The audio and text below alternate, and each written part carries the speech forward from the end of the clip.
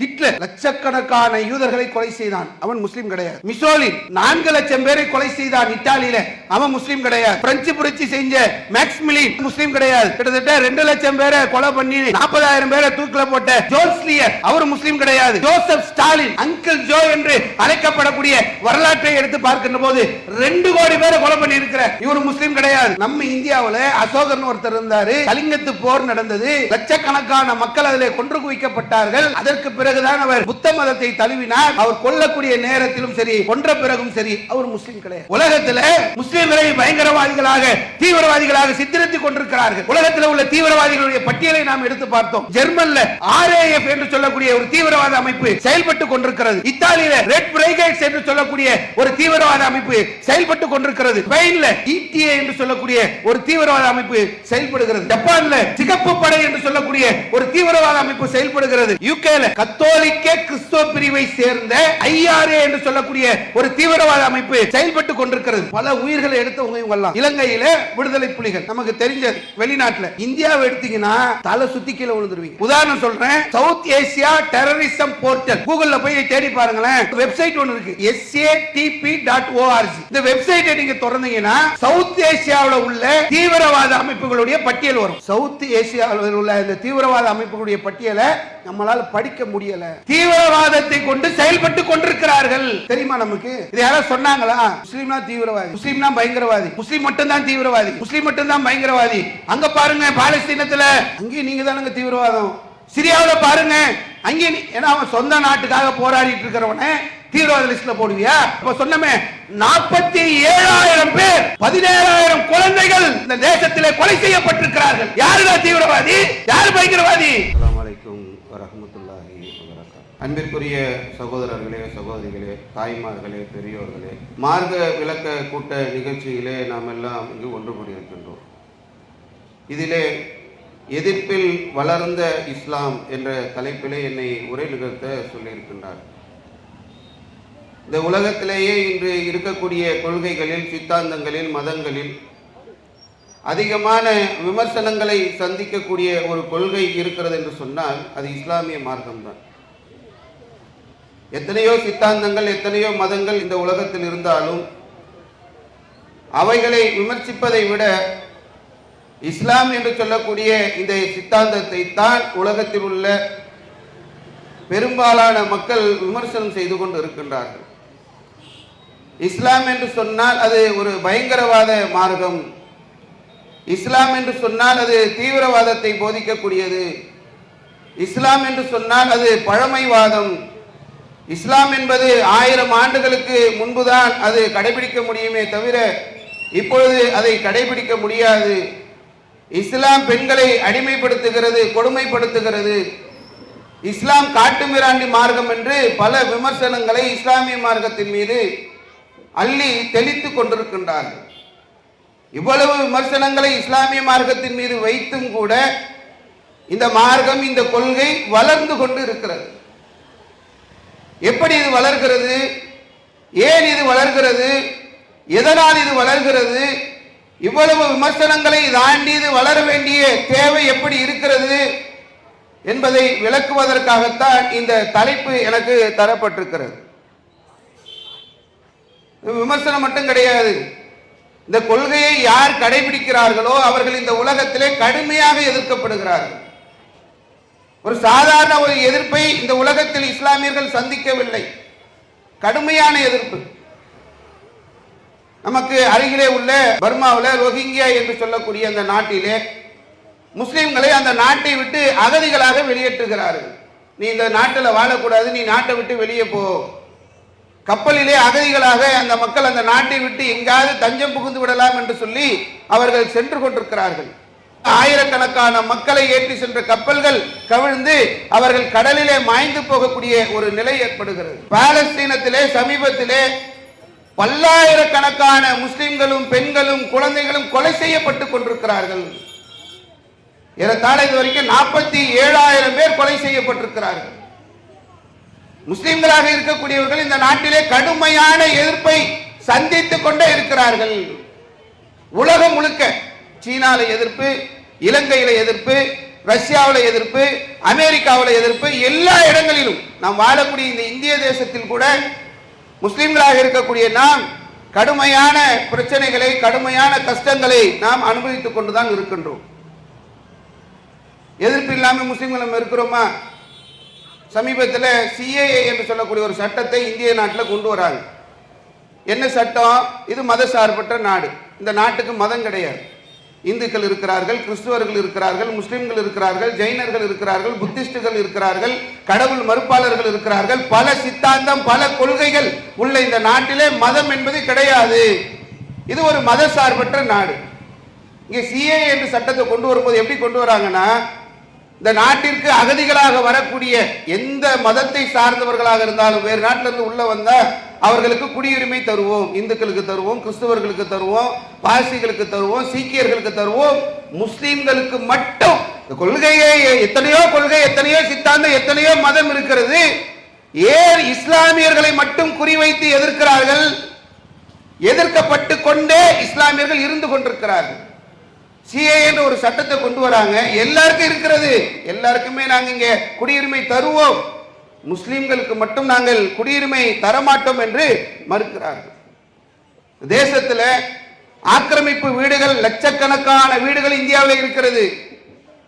இடிக்கப்படக்கூடிய வீடுகளை நீங்கள் எடுத்து பார்த்தீர்கள் என்று சொன்னால் அது முஸ்லிம்களுடைய வீடுகளாக இருக்கும். ஜனநாயக அடிப்படையிலே போராட்டம் நடத்தினால் கூட முஸ்லிம்களுடைய வீடுகள் இந்த தேசத்திலே இடிக்கப்படுகிறது. இந்த தேசத்திலே முஸ்லிம்கள் கொலை செய்யப்படுகிறார்கள். மாட்டின் பெயரால் கொலை செய்யப்படுகிறார்கள், மதத்தின் பெயரால் கொலை செய்யப்படுகிறார்கள். ஜெய் ஸ்ரீராம் என்று சொல்லு என்று அடித்தே கொலை செய்கிறார்கள். தேசத்தில் முஸ்லிம்களுடைய நிலையை நாம் எடுத்து பார்த்தோம் என்று சொன்னால், ஒரு பள்ளிவாசலை கைப்பற்றுவதற்காக வருகிறார்கள். நாங்கள் அகழ்வாராய்ச்சி செய்ய போகிறோம், அதற்கு எங்களுக்கு அனுமதி இருக்கிறது, கோர்ட்ல ஆர்டர் வாங்கிட்டோம், நாங்கள் முதல்ல அகழ்வாராய்ச்சி செய்வோம், அடுத்தது பள்ளிவாசல் எடுத்து இடிப்போம் என்ற அடிப்படையிலே உள்ளே வருகின்ற போது அதை எதிர்த்து ஜனநாயக அடிப்படையிலே முஸ்லிம்கள் போராடுகிறார்கள். குருவிய சுடுற மாதிரி 6 பேரை சுட்டு கொலை செய்தார். எவ்வளவு கடுமையான எதிர்ப்புகளை இந்த உலகத்திலே முஸ்லிம்கள் சந்தித்துக் கொண்டிருக்கிறார்கள். இந்த தேசத்தில் சட்டத்தை போடும்போது, இந்தியாவில் பாராளுமன்றத்தில் சட்டம் கொண்டு வராங்கல்ல, இந்த சட்டத்தை எல்லாம் நீங்கள் எடுத்து பார்த்தீர்கள் சொன்னால் முஸ்லிம்களை குறிவைத்தே சட்டத்தை ஏற்றுகிறார்கள். முத்தலாக் தடை சட்டம், காஷ்மீர் சிறப்பு அந்தஸ்து நீக்கம், சிஏஏ, பொது சிவில், இப்படி எல்லாமே முஸ்லிம்களை குறிவைத்து சட்டத்தை ஏற்றக்கூடிய ஒரு சூழலை பார்க்கிறோம். இந்த நாட்டிலே வாழ்வதற்கு நிலை இல்லாத அளவிற்கு முஸ்லிம்கள் கொலை செய்யப்படக்கூடிய ஒரு நிலை ஏற்பட்டிருக்கிறது. அல்லாஹ் ரப்பல் ஆலமீன் திருமறை குர்ஆனிலே சொல்கின்றான், வமா நக்கமு மின்கும் இல்லா அய்யுக்மினு பில்லாஹில் அஸீஸில் ஹமீத். அசீஸாக ஹமீதாக இருக்கக்கூடிய மிகைத்தவனும் புகழுக்குரியவனுமாகிய அல்லாஹ்வை வணங்கியதற்காகவே அவர்கள் இந்த நாட்டிலே, இங்கு தேசத்திலே கொலை செய்யப்பட்டுக் கொண்டிருக்கிறார்கள். என்ன காரணம் இருக்கு? கியான்வாபி பள்ளியில போய் போராட்டம் நடத்துறாங்க, ஷாஹி ஈத்கா மஸ்ஜித்ல போய் போராட்டம் நடத்துறாங்க, ஊபி சம்பல் பள்ளியில போய் போராட்டம் நடத்துறாங்க. பள்ளிவாசலை மீட்பதற்கான போராட்டம். ஏன்பா கொலை செய்றீங்க? ஏன் சுட்டீங்க? வேற யாராவது இப்படி போராட்டத்தில் சுட முடியுமா? முஸ்லீம்கள் என்று சொன்னால் இந்த நாட்டிலே, இந்த தேசத்திலே கேட்பதற்கு நாதி இல்லை. அல்லாஹ்வை வணங்குகிறார்கள் என்ற ஒரே காரணத்திற்காக முஸ்லிம்கள் இந்த தேசத்திலே கொலை செய்யப்பட்டுக் கொண்டிருக்கிறார்கள். எல்லா இடத்திலையும், இலங்கையில கொல்றா, ரோஹிங்கியால கொல்றா, பாலஸ்தீனத்துல கொல்றா, ரஷ்யாவில் கொல்றா, அமெரிக்காவில் கொல்றா, பிரிட்டன்ல கொல்றா. இத்தனை இடங்களில் கொலை செய்யப்பட்டு கூட இந்த கொள்கை வளருகிறது. ஒரு பக்கம் விமர்சனம், ஒரு பக்கம் கடுமையான எதிர்ப்பு, கடுமையான பிரச்சனைகளை இஸ்லாமியர்கள் சந்தித்துக் கொண்டிருக்கிறார்கள். ஆனாலும் இஸ்லாம் என்பது வளர்ந்து கொண்டே இருக்கிறது. ஆச்சரியமா இருக்கு. இஸ்லாத்துடைய அடிப்படை ஆரம்பத்தை நீங்க எடுத்து பாருங்களேன். அல்லாஹ்வுடைய தூதரவர்கள் தூதராக நியமிக்கப்பட்ட பிறகு அவர்களுக்கு சில காலங்கள் வகி நின்று விட்டு அடுத்ததாக வந்த வகி, உங்களுடைய குடும்பத்தாரை அழைத்து நீங்கள் இந்த கொள்கையை சொல்லுங்கள். நபி ஸல்லல்லாஹு அலைஹி வஸல்லம் எல்லாத்தையும் அழைக்கிறாங்க. எல்லாரையும் அழைத்து சஃபா மலையின் மீது நின்று கொண்டு இந்த ஏகத்துவ கொள்கை, இந்த இஸ்லாமிய மார்க்கத்தை எடுத்து சொல்கிறார்கள். சொல்லும் போது கூட எவ்வளவு அழகாக, ஒரு பொறுப்பாக இந்த மக்களுக்கு புரிய வைக்கின்ற அளவுக்கு அல்லாஹ்வுடைய தூதர் சொன்னார்கள். இந்த மலைக்கு பின்னால் உங்களை தாக்குவதற்கு ஒரு கூட்டம் வருகிறது என்று நான் சொன்னா நீங்க நம்புவீங்களா? அந்த மக்கள் சொன்னாங்க, நம்புவோம். நீங்க பொய் பேச மாட்டீங்க, நீங்க இதுவரை அமானித மோசடி செய்தது கிடையாது, எங்களுக்கு முன்னாடி அழகான ஒரு தெளிவான வாழ்க்கையை வாழ்ந்திருக்கிறீர்கள், நீங்கள் சொன்னால் நாங்கள் நம்புவோம் என்று சொன்னதற்கு பிறகு நபி ஸல்லல்லாஹு அலைஹி வஸல்லம் சொன்னார்கள், அல்லாஹ் ஒருவன் தான், நான் அவனுடைய தூதராக அனுப்பப்பட்டிருக்கிறேன் என்று சொன்ன அந்த நேரத்திலேயே உடனே எதிர்ப்பு கிளம்புகிறது. இஸ்லாம் என்று சொன்னால், இஸ்லாமிய மார்க்கம் என்ற அந்த சித்தாந்தத்தை நாம் கையில் எடுத்தோம் என்று சொன்னால் அது எதிர்க்கப்படும் என்பதற்கு முதல் அளவுகோல் அல்லாஹ்வுடைய தூதர் தன்னுடைய பிரச்சாரத்தை ஆரம்பிக்கக்கூடிய அந்த நேரத்திலே ஆரம்பித்தது. அபூலஹப் அந்த நேரத்திலே மண்ணை தூக்கி வீசுகிறான். அல்லாஹ்வுடைய தூதரை நேசமாக பாசமாக வளர்த்தவன், அல்லாஹ்வுடைய தூதருடைய பிறப்பு செய்தியை கேட்கின்ற அந்த நேரத்திலே ஒரு அடிமையை விடுதலை செய்தவன், அல்லாஹ்வுடைய தூதரை வளர்ப்பதற்கு போட்டி போட்டவன். அப்படிப்பட்ட அபூலஹப் இந்த செய்தியை, இஸ்லாமுடைய அந்த தாரக மந்திரத்தை கேட்ட அந்த மாத்திரத்திலேயே உடனே எதிர்க்க ஆரம்பிக்கிறான் என்பதை இஸ்லாம் துவங்கக்கூடிய அந்த காலகட்டத்திலேயே நாம் பார்க்கிறோம். எதிர்க்கிறாங்க, இதை அழிக்க வேண்டும் என்று நினைக்கிறார்கள், இதற்கு எதிராக பிரச்சாரம் செய்கிறார்கள், முஸ்லிம்களை கடுமையான நெருக்கடிக்கு உள்ளே ஆக்குகிறார்கள். ஆனாலும் இஸ்லாம் வளர்கிறது. எப்படி இது? அல்லாஹ்வுடைய தூதரங்க எவ்வளவு கஷ்டப்படுத்தினாங்க. 2 4 ஆகுது, 4 8 ஆகுது, 8 10 ஆகுது, 10 100 ஆகுது, 100 1000 ஆகுது, 1000 2000 ஆகிறது, வளர்ந்து கொண்டே இருக்கிறது. அல்லாஹ்வுடைய தூதர் ஒரு நேரத்திலே சொன்னார்கள், 1 மாத காலங்கள் பயணம் செய்தால் என்னை அஞ்சக்கூடிய ஆட்சியாளர்கள் இருக்கிறார்கள். தன்னந்தனியாக ஆரம்பிக்கப்பட்ட இந்த ஏகத்துவ பிரச்சாரம், சொந்த பந்தங்களில் இருந்து எதிர்ப்புகளோடு ஆரம்பிக்கப்பட்ட இந்த ஏகத்துவ பிரச்சாரம், ஊர் மக்களுடைய எதிர்ப்புகளோடு ஆரம்பிக்கப்பட்ட இந்த ஏகத்துவ பிரச்சாரம், இந்த இஸ்லாம் வளர்ந்து கொண்டே இருக்கிறது என்பது மிகப்பெரிய ஆச்சரியமான ஒரு விஷயம். இதுல இன்னொன்னு எடுத்து பாருங்களேன். ஒரு கொள்கை வளருதுன்னா வைங்களேன், ஒரு கொள்கையை போய் ஒரு இடத்துல நம்ம சொல்ல போறோம், ஒரு இயக்கத்தை ஆரம்பிக்கிறாங்க, ஒரு அரசியல் கட்சி ஆரம்பிக்க போறாங்க. எதை சொல்லி ஆரம்பிப்பாங்க?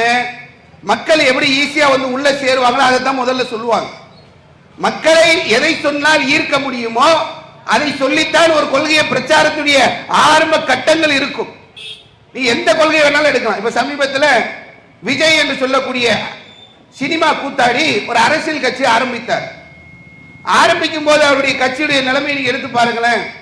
ஒரு பக்கம் பெரியாருக்கு கட் அவுட், ஒரு பக்கம் அம்பேத்கருக்கு கட் அவுட், இன்னொரு பக்கம் விடுதலை போராட்ட வீரர்களுக்கு கட் அவுட், இந்த பக்கம் அது இது ஒரு சித்தாந்தத்தை, எங்களுடைய சித்தாந்தம் இதுதான். ஏன் தமிழ் பேசக்கூடிய தமிழ் மொழி பற்றாளர்கள் இங்கே வாங்க, நாங்கள் தமிழ் மொழிக்கு ஆதரவானவர்கள், திராவிட சித்தாந்தத்தை திராவிட கொள்கையை ஏற்றுக்கொள்ளக்கூடியவர்கள் இங்கே வாங்க, நாங்கள் திராவிடத்திற்கு ஆதரவானவர்கள், இப்படித்தான் அழைப்பாங்க. ஒவ்வொருத்தரையும் அழைக்கும் போது ஒரு சித்தாந்தத்தை ஒரு கொள்கையை எடுத்து சொல்கின்ற போது பேஸ்டே இருக்குன்னா வா எல்லாரும் வாங்க, உங்களுக்கு இங்க இடம் இருக்கிறது என்று சொல்லி எப்படி சொல்றாங்கன்னா, கொள்கை கிடையாது, கோட்பாடுகள் கிடையாது, யார் வேண்டுமானாலும் வரலாம், ஆட்சியில் அதிகாரம் தருகிறோம், நீ வா, எப்படிப்பட்ட சித்தாந்தத்தில் வேணாலும் இரு, ஆனா எங்க கூட வந்து சேர்ந்து விடு என்று எல்லோரையுமே அழைக்கக்கூடிய ஒரு நிலை இருக்கும். இஸ்லாம் எப்படி இதுல அப்படியே மாறுபட்டு நிக்குதுங்க. ஒரு கொள்கையை வளர்க்கறதுக்கு, ஒரு கொள்கையை மேலோங்க செய்வதற்கு இப்படியான சிந்தனைகள் சித்தாந்தங்கள் தான் உலகத்தில் இருக்கு. இஸ்லாமை நீங்கள் எடுத்து பார்த்தீங்கன்னு சொன்னா இதுக்கு ஆப்போசிட்டா இருக்கா வளருது.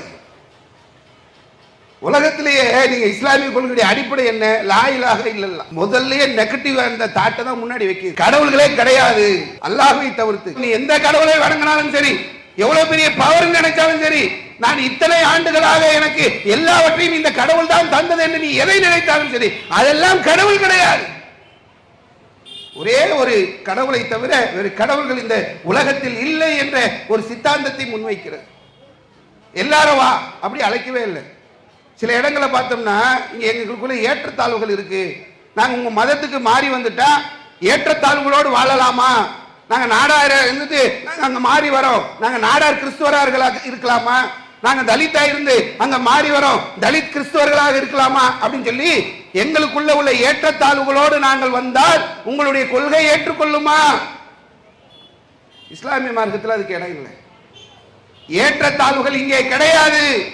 மனிதர்கள் அனைவரும் சமமானவர்கள், எல்லோரும் சமமான நிலையில் தான் இந்த கொள்கையை பின்பற்ற வேண்டும் என்பதை இஸ்லாம் முன்வைக்கிறது.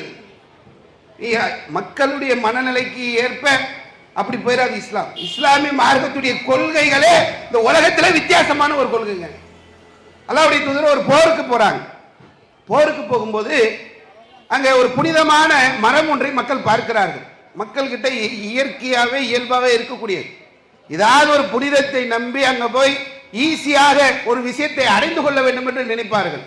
அங்க போனாக்கா அந்த போருக்கு போகக்கூடிய வாட்களை எல்லாம் அங்க தொங்க விட்டு அது ஒரு புனிதமான ஒரு மரம், இந்த புனிதமான மரத்தில் நாம் வாட்களை தொங்க விட்டோம் என்று சொன்னால், நம்முடைய போர் கருவிகளை அங்க வைத்தோம் என்று சொன்னால் நாம போர்ல போனா ஜெயிச்சிடலாம், வெற்றி அடைந்து விடலாம் என்ற ஒரு நம்பிக்கை அந்த மக்களிடத்தில் இருக்கிறது.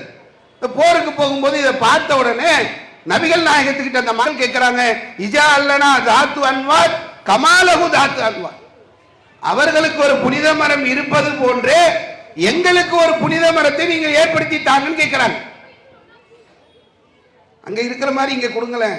இந்த கொள்கையில அப்படியான சித்தாந்தங்களுக்கு இங்கு இடமில்லை, அதற்கான வழி இல்லை, அதற்கான வாய்ப்பில்லை என்பதை அல்லாஹ்வுடைய தூதர் அவர்கள் கடுமையாக மறுத்து விடுகிறார்கள். அப்போ இஸ்லாம் வளருது. அவன் மக்கள் நினைக்கிற மாதிரி ஈஸியா பழகிற மாதிரி, அவங்களுக்கு பிடிச்ச மாதிரி, ஊரோடு ஒன்றி போய் விடுகிற மாதிரி எல்லாம் கேட்கிறாங்க. அல்லாஹ்வுடைய தூதர் அவர்கள் அதற்கு எல்லாவற்றிற்கும் மறுப்பு தெரிவித்து விடுகின்றார்கள் என்பதை நம்ம பார்க்கணும். இந்த இஸ்லாம உலக ஆதாயம் உள்ளவங்க எதிர்க்க தானே செய்வான். வரதட்சணை வாங்கக்கூடாதுன்னா, வரதட்சணை வாங்கணும்னு நினைக்கிறவன் இதை எதிர்ப்பான். வட்டி வாங்கக்கூடாது என்று சொன்னால் வட்டி வாங்க வேண்டும் என்று நினைப்பவன் இதை எதிர்ப்பான். அதிகாரத்தில் உள்ளவர்கள் எங்களுடைய நிலை உயர்ந்த இடம், எல்லா மக்களையும் எங்களுக்கு சரிசமமாக அமர வைக்க முடியாது என்று நினைக்கக்கூடியவர்கள் இதை எதிர்ப்பார்கள். ஆதிக்க வர்க்கத்தினர் எதிர்ப்பார்கள். இப்படியெல்லாம் இதை எதிர்த்து கொண்டிருக்கிறார்கள். ஆனாலும் இது வளர்கிறது. இது ஆச்சரியம், மிகப்பெரிய ஒரு ஆச்சரியமாக இந்த கொள்கை, இந்த சித்தாந்தம், இது போதிக்கக்கூடிய விஷயங்கள் நிச்சயமாக இந்த கொள்கை, இந்த சித்தாந்தம் அழியத்தான் செய்திருக்க வேண்டும் என்ற உலக மக்கள் நினைக்கின்ற போது இஸ்லாம் வளர்கிறது. போன நூற்றாண்டில் பேசப்பட்ட கம்யூனிஸ்ட் சித்தாந்தம் இந்த நூற்றாண்டில் வீழ்ச்சி அடைந்து கொண்டிருக்கிறது. 1400 ஆண்டுகளாக இஸ்லாம் வளர்ந்து கொண்டே இருக்கிறது. எவ்வளவு பெரிய ஆச்சரியம்! இதை அழிக்கணும்னு நினைக்கிறான், இதை ஒடுக்கணும்னு நினைக்கிறான், இதை கடைபிடிக்கக்கூடிய மக்களுக்கு கடுமையான நெருக்கடிகளை தருகிறார்கள், அவர்களை சிறையில் அடிக்கிறார்கள், அவர்கள் மீது வழக்கு போடுகிறார்கள், அவர்களை கொலை செய்கிறார்கள். நீ என்ன செய்தாலும் இந்த கொள்கை வளர்கிறது என்று சொன்னால், உலகத்தில் ஒரு ஆய்வு ஒன்று செய்யறாங்க. இப்போ சமீபத்தில் செய்யப்பட்ட ஆய்வு, உலகத்தில் எல்லா இடங்களையும் முஸ்லிம்களாக அனைவரும் மாறிக்கிட்டு இருக்கிறாங்க, இஸ்லாமிய கொள்கையின் மக்கள் சாரை சாரையாக போயிட்டு இருக்கிறாங்க அப்படின்னு சொல்லி ஆய்வு செய்து விட்டு இந்த ஆய்வினுடைய முடிவாக சொல்கின்றார், 3 ஒருவர் முஸ்லீமாக இருப்பார். 2050 3 பேர் இருக்கிறாங்கன்னா அதுல ஒருத்தர் முஸ்லீமாக இருக்கக்கூடிய அளவிற்கு இந்த கொள்கை வளர்ந்து கொண்டே இருக்கிறது என்பதை சொல்கின்றார்கள். அதே மாதிரி நீங்க எடுத்து பார்த்தீங்கன்னு சொன்னால், அமெரிக்காவில், பிரிட்டன் போன்ற பகுதிகள் எல்லாம் தேவாலயங்கள் பள்ளிவாசலாக மாறிக்கொண்டிருக்கிறது. அங்க இருக்கக்கூடிய தேவாலயங்களை அப்படியே எல்லாருமே அங்கே முஸ்லிம்களாக மாறிவிட்டார்கள் என்பதற்காக அவைகள் இன்று பள்ளிவாசல்களாக மாறக்கூடிய ஒரு நிலை ஏற்பட்டிருக்கிறது. இந்தியாவை நீங்க எடுத்து பார்த்தீர்கள் என்று சொன்னால், நம்ம சுத்தி இருக்கக்கூடிய நம்ம ஆட்சி செய்யக்கூடிய பாசிச ஆட்சியாளர்கள் இருக்காங்கல்ல, இவங்களுக்கு ஒரு எப்பவுமே ஒரு கதி கலங்கிக்கிட்டே இருக்கு. எவ்வளவு நம்ம எதிர்க்கிறோம், இந்த கொள்கை சார்ந்த அந்த மக்கள் வளர்ந்து கொண்டே இருக்கிறார்களே. அது நீங்க சமீபத்தில் எடுத்து பார்த்தீங்கன்னா, அஸ்ஸாமுடைய முதல்வர் இமன் பிஸ்வா சர்மா பேசும்போது ஒரு இடத்துல சொல்றாரு, 2041 அஸ்ஸாம்ல முஸ்லிம்கள் அதிகமாக இருப்பார்கள், முஸ்லிம்கள் அதிகமாக உள்ள மாநிலத்தில் அஸ்ஸாம் வந்துவிடும் என்று சொல்லி தன்னுடைய அச்சத்தை அவர் வெளிப்படுத்தி இருக்கிறார். நேற்றைய தினம் மத்திய அமைச்சராக இருக்கக்கூடிய நிதின் கட்கரி சொல்லி இருக்கிறார், இந்த முஸ்லிம்கள் ஒவ்வொரு மாநிலத்திலையும் வளர்றாங்க, அவங்க ஒரு 51% வளர்ந்துட்டாங்கன்னா, முஸ்லிம்கள் நிறைய பேர் வளர்ந்துகிட்டே இருக்கிறாங்க, முஸ்லிம்களாக நிறைய பேர் மாறிக்கிட்டே இருக்கிறாங்க, இப்படியே இவர்கள் வளர்ந்து கொண்டே போனால் ஒரு 51% அவர்கள் வந்து விட்டார்கள் என்று சொன்னால் அங்கே ஜனநாயகம் இருக்காது, அங்கே சமத்துவம் இருக்காது, அங்கே மதசார்பற்ற தன்மை இருக்காது. அதாவது அவங்களுக்கு அதை ஜீர்ணிக்க முடியல. முஸ்லிமா எல்லாரும் மாறிட்டா ஜனநாயகம் இருக்காதான், சகோதரத்துவம் இருக்காதான், மதசார்பற்ற தன்மை இருக்காதான். இந்த இந்திய தேசத்துடைய வரலாறு தெரியாம பேசுறார் நிதின் கட்கரி. இந்தியாவில் நாங்க முஸ்லிம்களை எப்ப தெரியுமா மாறணும், சும்மா கதை விட்டுட்டு இருக்கிறான், வாளை கொண்டு பரப்பிய மார்க்கம், வாழை காட்டி மிரட்டினாங்க, நீ முஸ்லீமா மாறிடு இல்லைன்னா உன் தலையை சீவிடுவேன்னு முகலாயர்கள் மிரட்டினதுனால நம்ம முஸ்லீமா மாறிவிட்டோம் என்று கதை விட்டு கொண்டிருக்கிறார்கள். இஸ்லாம் இந்தியாவில் வளர்ந்த வரலாறை நீங்கள் எடுத்து பார்த்தீர்கள் என்று சொன்னால், நபி ஸல்லல்லாஹு அலைஹி வஸல்லம் அவங்க காலத்திலேயே அரேபியர்கள் வியாபாரத்திற்காக கேரள கடற்கரையோரம் வந்து கேரளாவில் தமிழகத்திலே எல்லாம் வந்து இந்த இஸ்லாமிய மார்க்கத்தை அவர்கள் கடைபிடிக்கக்கூடிய அந்த காலகட்டத்திலே அவர்களிடத்தில் இருந்த சகோதரத்துவத்தை பார்த்து அவர்களிடத்தில் இருந்த நேர்மையை பார்த்துத்தான் இந்த இஸ்லாம் இந்தியா மண்ணிலே வேரூன்றியது. இது இந்த நிதின் கட்கரிக்கு தெரியல. என்ன சொல்றாருன்னா 51% முஸ்லிம்கள் வந்து விட்டார்கள் என்று சொன்னால் சகோதரத்துவம் போயிருமா. பள்ளிவாசல்ல வந்து பாரு, நிதின் கட்கரி அவர்களே, இஸ்லாமியர்களுடைய பள்ளிவாசலில் வந்து பாருங்கள், எங்கே சமத்துவம் இருக்கிறது என்பதை நீங்கள் அறிந்து கொள்வீர்கள். பள்ளிவாசல்ல வந்தா பணக்காரன் ஏழை, வெள்ளக்காரன் கருப்பன், ஒசந்தவன் கீழே எதுவுமே கிடையாது. எல்லோரும் சமமாக ஒரே அணியாக நின்று வணக்க வழிபாடுகளை நிகழ்த்தக்கூடியதை அவர் வந்து புரிந்து கொள்ளாமல் இருக்கிறார். நிறைய அவதூறு, நிறைய எவ்வளவு அவதூறு மேல அவதூறு கொட்டிக்கிட்டே இருப்பான். இப்ப இல்ல, அல்லாஹ்வுடைய தூதர் காலத்துல இருந்தது. சுமாமா என்று சொல்லக்கூடிய ஒருத்தரை கொண்டு வந்து பள்ளிவாசல்ல கட்டி வச்சிருக்கிறாங்க. அல்லாஹ்வுடைய தூதர் வந்து சுமாமாவை வந்து பார்க்குறாங்க. என்ன சுமாமா, என்ன விஷயம்? சுமாமா சொல்றாரு, நீங்க என்ன கொலை செய்யறதுக்கு நான் தகுதியான ஆள். ஏன் சுமாமா என்ன பண்ணியிருக்காருன்னா, நபி தோழர்கள் போனாங்களா, அவங்கள பிடிச்சி சித்திரவதை பண்றது, கொலை பண்றதுன்னு வரம்பை மீறிய செயல்களில் ஈடுபட்டவர். பிடிச்சிட்டு வந்து இன்னைக்கு முஸ்லீம்களுடைய கஸ்டடிக்கு வந்துட்டார். அப்போ அவங்க சுமாமா சொல்றாங்க, நீங்க என்ன கொலை செய்யலாம், நான் தகுதியான ஆள், பழி தீர்ப்பதற்கு தகுதி உள்ள ஆள் நான். நீங்கள் என்னை மன்னித்து விட்டீர்கள் என்று சொன்னால் நான் உங்களுக்கு நன்றி உள்ளவனாக இருப்பேன் அப்படின்னு சொல்லி சொல்றாங்க. அல்லாஹ்வுடைய தூதர் விட்டுட்டு போயிட்டாங்க. மறுநாள் வந்து சுமாமாவை கேட்கிறாங்க, என்ன சுமாமா? அதே தான் சொல்றாங்க, நீங்க பழி தீர்க்கணும்னா அதுக்கு தகுதியான ஆள் தான் நான், நீங்க என்ன மன்னிச்சிட்டீங்கன்னா நான் நன்றியோடு இருப்பேன். திரும்ப 3வது நாள் வராங்க. 3வது நாள் அதே சொன்ன உடனே அல்லாஹ்வுடைய தூதர் அவரை அவிழ்த்து விட்டுறாங்க. அவிழ்த்து விட்ட உடனே என்ன ஆகணும்? இஸ்லாமியர்களை எதிரிகளாக, இஸ்லாமியர்களை பயங்கரவாதிகளாக, இஸ்லாமியர்களை துரோகிகளாக பார்த்திருந்த சுமாமா என்ன கொண்டு வந்து உங்க பள்ளிவாசல்ல கட்டி வச்சு என்ன கைதியா நடத்துறீங்களா? எங்க ஊருக்கு வா பார்க்கிறேன் என்று ஊருக்கு போயிருக்கணும். சுமாமா ஊருக்கு போல, பக்கத்தில் இருக்கக்கூடிய பேரித்தம்பளம் தோட்டத்திற்கு செல்கிறார், குளிக்கிறார், தூய்மை அடைகிறார், மீண்டும் அல்லாஹ்வுடைய தூதரிடத்தில் வருகிறார்.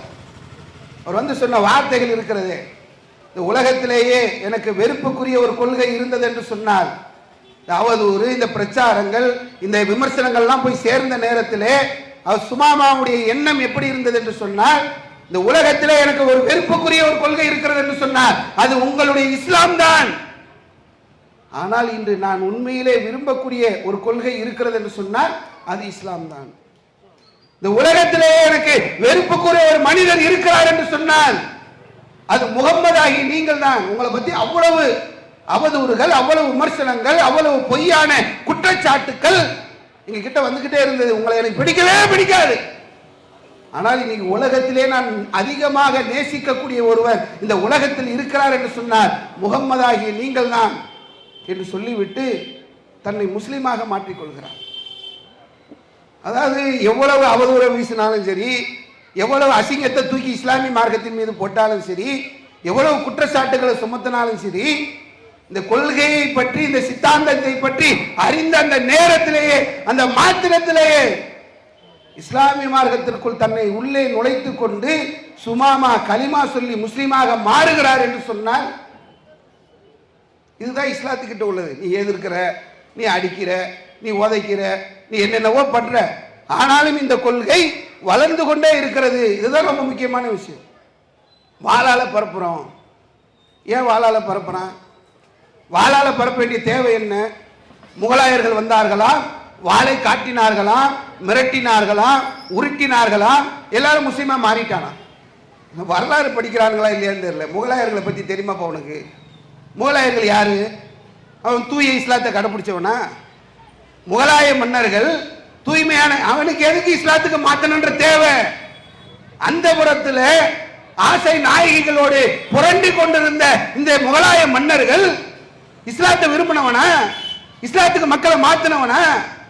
வரலாறு போய் படி.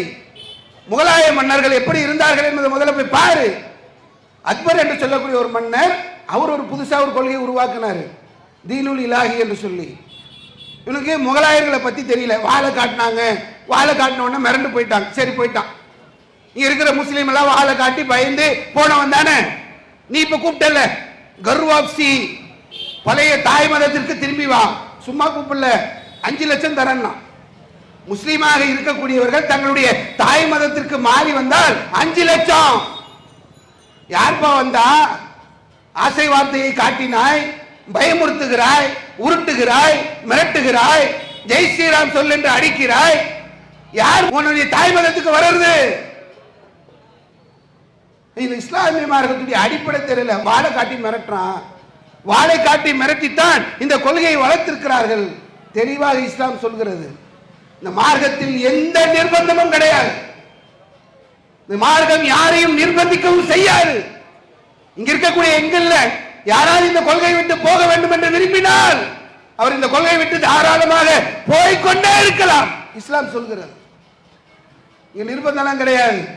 யாரு விரும்பி நம்பிக்கை கொள்கிறீர்களோ அவங்க விரும்பி இங்க இருங்க.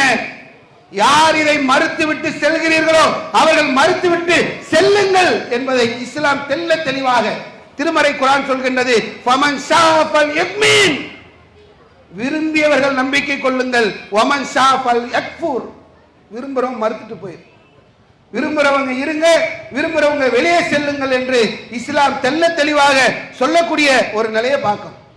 நீ அடிச்சாலும் சரி, நீ பறிச்சாலும் சரி, நீ உதைச்சாலும் சரி, நீ வழக்கு போட்டாலும் சரி, நீ கொலை பண்ணாலும் சரி, இந்த மார்க்கத்தில் தான் நாங்கள் இருப்போம் என்பதற்கு இந்தியாவில் உள்ள 30 கோடி முஸ்லிம்கள் சாட்சியாக இருந்து கொண்டிருக்கிறோம். 30 கோடி முஸ்லிம்களும் எவ்வளவு அடக்குமுறை, எவ்வளவு நிலைகள் வந்தாலும் இதிலிருந்து மாற மாட்டோம் என்பதில் வாழ்ந்து கொண்டிருக்கிறோம். எங்களுக்கு இஸ்லாம் அப்படிதான் சொல்லுது. கஷ்டப்படாம சொர்க்கத்துக்கு வரவே முடியாது. எவ்வளவு கஷ்டம் தெரியும், அதை வச்சு நாங்கள் சொர்க்கத்துக்கு போயிடும். இறை தூதர்கள் அப்படித்தான் எங்களுக்கு சொல்லி வளர்த்தாங்க. அல்லாஹ்வுடைய தூதருடைய ஆரம்ப காலகட்ட பிரச்சாரம் எதிர்ப்பில் தான் இருந்தது. எதிர்ப்பதான் சந்திச்சாங்க. எந்த அளவுக்கு எதிர்ப்புனா, தன் சொந்த ஊர்ல வாழ முடியல, ஊரை விட்டு வெளியே போனாங்க. ஹிஜ்ரத் செஞ்சு நாடு விட்டு நாடு போனார்கள். தெரியும் எங்களுக்கு, நீ அடிப்ப, விரட்டுவ, உதைப்ப, எங்களை அகதியாக்க நினைப்ப, எல்லாமே தெரியும். இப்ராஹிம் நபி பிரச்சாரம் பண்ணல, 10 மாச பிரச்சாரம், அதான் பிரச்சாரமே. பிரச்சனை வரும், அடிப்பான், ஊர் நீக்க செய்வான், வழக்கு போடுவான். கொள்கையில இருக்க வேண்டும் என்பதுதான் எங்களுடைய பிரச்சாரமே. இப்ராஹிம் நபி அதைத்தான் சொன்னார்கள். அவங்க வரலாறு அதைதான் சொல்லுது. எதிர்ப்பார்கள், நெருப்புல தூக்கி போட்டான், அதற்கு தயாரா இருந்தாங்க. மூசா நபி அந்த மக்களுக்காக குரல் கொடுத்தார்கள். அர்சில் மானா பனி இஸ்ராயில், இஸ்ராயில் மக்களுக்கு நீ விடுதலை கொடு, என்னோடு அனுப்பு என்று குரல் எழுப்பினார்கள். ஃபிரௌன் எதிர்த்தான். ஈசா நபி, இயேசு இருக்கிறாங்கல்ல, கிறிஸ்துவர்கள் கடவுளா நினைச்சு கும்பிடுறாங்களே இயேசு, அவங்க எவ்வளவு கஷ்டத்தை பட்டாங்க தெரியுமா, எவ்வளவு சிரமத்தை அனுபவிச்சாங்க தெரியுமா. இறை தூதர்களாக வந்த எல்லோரும் இந்த உலகத்திலே சிரமத்தை அனுபவித்திருக்கிறார்கள் என்பதை நினைத்துத்தான் இந்த உலகத்தில் நாங்கள் வாழ்ந்துட்டு இருக்கிறோம். பயமுறுத்தாங்க, இந்த மக்கள் வர்றதை தடுக்கிறாராம். இஸ்லாத்தின் பால் வரக்கூடிய மக்களை வரவிடாமல் தடுக்கிறாங்களாம். நிறைய விமர்சனம் பண்ணா எடுபடலன்னு. இப்ப என்னன்னா, சினிமா படம் எடுக்க ஆரம்பிச்சிட்டாங்க. என்னவா, முஸ்லீம்கள் எப்படிப்பட்டவங்க தெரியுமா, ஒரு படம் ஒன்று, காஷ்மீர் ஃபைல்ஸ். இஸ்லாமியர்கள் இந்து பண்டிட்டுகளை, மத குருமார்களை கொலை செய்தவர்கள் படத்தில் அதுக்கான ஒரு கடுமையான மத வெறுப்பை ஊற்ற மாதிரி காட்சிகளை வைத்து காஷ்மீர் ஃபைல்ஸ்னு ஒரு படம், கேரளா ஸ்டோரின்னு ஒரு படம். அது என்ன, கிட்டத்தட்ட 30,000 இந்து பெண்களை லவ் ஜிஹாத் மூலமாக மதம் மாற்றம் செய்து தீவிரவாதிகளுக்கு சப்ளை செய்கிறார்கள். பிரதமர் மோடி இதை தூக்கி விடுறார். போய் பாருங்க, முக்கியமான படம், இதை போய் நீங்க எல்லாரும் பாருங்க என்று சொல்லி காஷ்மீர் ஃபைல்ஸ், கேரளா ஸ்டோரிய போய் பாருங்கன்ற. ராசாக்கர் ஒரு படம் எடுத்திருக்கான். அதே மாதிரி எடுத்தோம்னு சொன்னாக்கா கோட்சேன்னு ஒரு படம். இந்த ராசாக்கர் படத்தை எடுத்து பார்த்தீங்கன்னு வைங்களேன், முன்னாடி சொன்னாங்க வரலாறா காட்டுங்கடா, அவுரங்கசீப் கோயிலை இடிச்சாங்கன்னீங்களே, என்ன வரலாறு, அது உண்மையை சொல்லுங்க. திப்பு சுல்தானை பத்தி சொல்றீங்களா, அது உண்மையை சொல்லுங்க.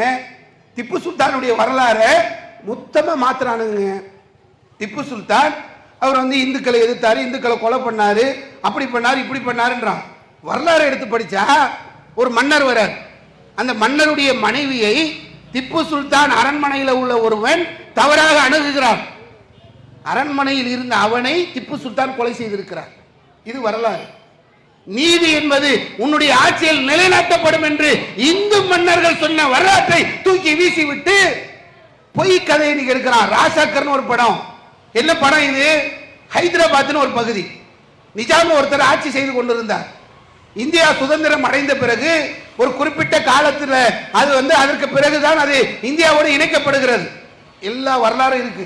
ஆனால் இந்த ராசாக்கள் படம் என்ன சொல்கிறது என்று சொன்னால், இந்துக்களை முஸ்லிம்களாக மதம் மாற சொல்லி அந்த ஹைதராபாத் நிஜாம் கொலை செய்தார்.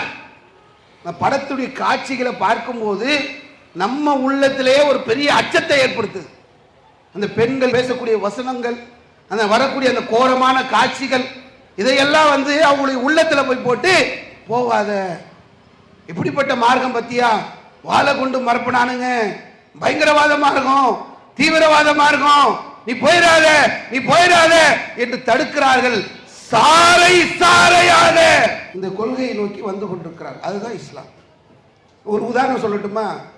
அமெரிக்காவில் 2001 WTC என்று சொல்லக்கூடிய வேர்ல்ட் ட்ரேட் சென்டர், உலக வர்த்தக மையம், இது என்ன பண்றானாக்கா, அமெரிக்க அரசு திட்டமிட்டு அதை இடிக்கிறான்.